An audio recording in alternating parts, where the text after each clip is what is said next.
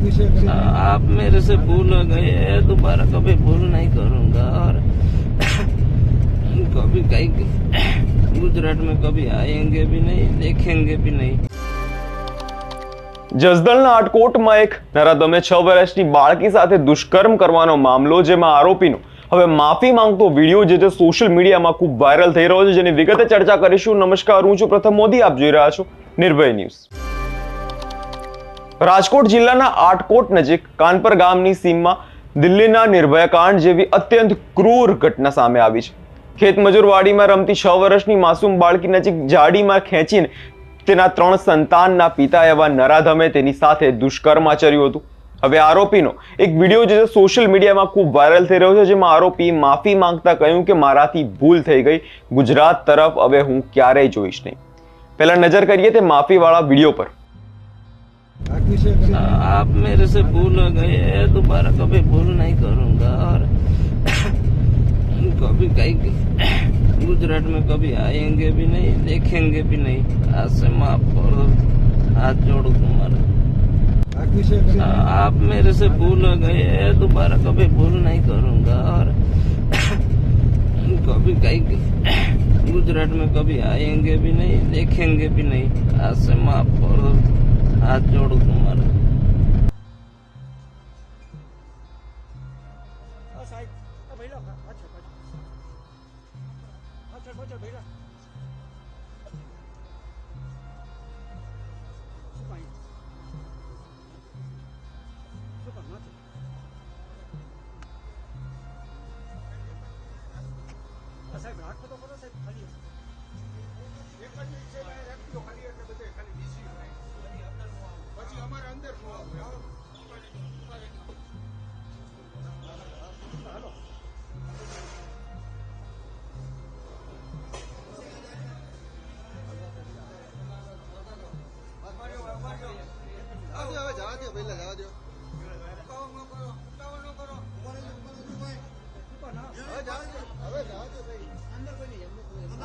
ये राजकोट के Atkot police station में जो कानपुर गांव है उसके पास में वाड़ी में एक रेप और पोक्सो का एक बनाव बना था, जिसमें आरोपी को अरेस्ट करने के बाद में नामदार कोर्ट के सामने आज प्रोड्यूस किया गया था।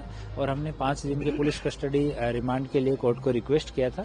नामदार कोर्ट ने हमें 15 तारीख तक का पुलिस कस्टडी रिमांड दिया था। उसके बाद में एज पर प्रोसीजर जो सरकारी पंचों की हाजिरी में हमें डिस्कवरी पंचनामा करना था, वो करने के लिए हम लोग जो घटना स्थल था वहाँ पे पुलिस के साथ में वहाँ पे पहुंचे।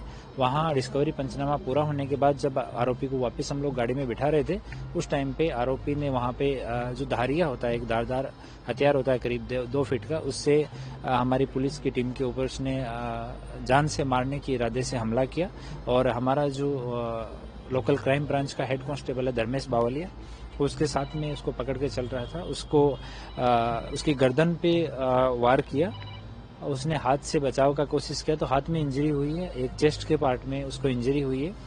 और उसके बाद में दूसरे जो हमारे पुलिसकर्मी थे उनको जान से मारने के इरादे से उन पे हमला करने की कोशिश की, तो स्वरक्षण के लिए पुलिस की तरफ से हमारे 2 ऑफिसर्स ने 1-1 राउंड फायर किए।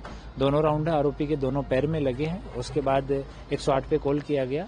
आरोपी को और हमारे घायल पुलिसकर्मी दोनों को पहले आटकोट के पुलिस स्टेशन में प्राथमिक इलाज वहां पे करवाया गया। उसके बाद में यहाँ राजकोट सिविल हॉस्पिटल में रेफर किया गया है। अभी आरोपी का और हमारे घायल पुलिसकर्मी दोनों का इलाज यहाँ पे चल रहा है।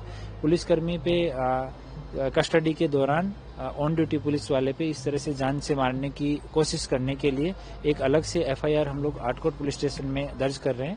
और पहले वाली जो पोक्सो रेप का FIR है वो, और ये जो नई FIR हम लोग दाखिल कर रहे हैं, दोनों का प्रॉपर इन्वेस्टिगेशन किया जाएगा।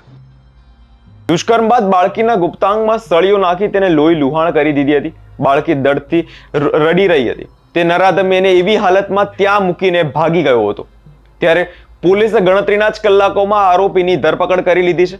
પોલીસે પ્રાથમિક તપાસ બાદ આરોપી સામે ગંભીર જોગવાઈઓ હેઠળ ગુનો પણ દાખલ કર્યો હતો। તપાસ દરમિયાન ઘટનાઓ વધુ માહિતી એકત્રિત કરવા માટે પોલીસે આરોપીને કોર્ટમાં રજૂ કર્યો। કોર્ટે આરોપીને 15 ડિસેમ્બર 2025 સુધીના સાંજે 5 વાગ્યા સુધીના રિમાન્ડ જે છે આપ્યા હતા।